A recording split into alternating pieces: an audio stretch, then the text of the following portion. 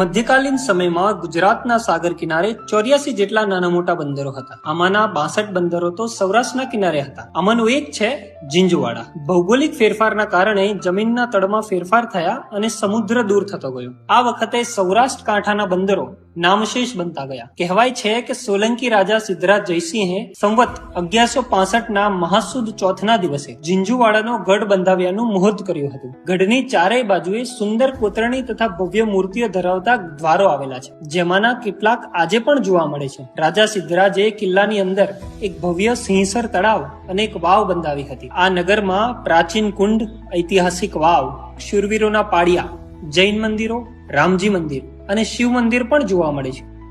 અને રાજેશ્વરી માતાના મંદિર પાસેના કિલ્લા પર એક ઐતિહાસિક દીવાદાંડી જોવા મળે છે, જે સાબિત કરે છે કે પૌરાણિક સમયમાં ઝીંઝુવાડા પણ સમુદ્ર કિનારાનું નગર હતું.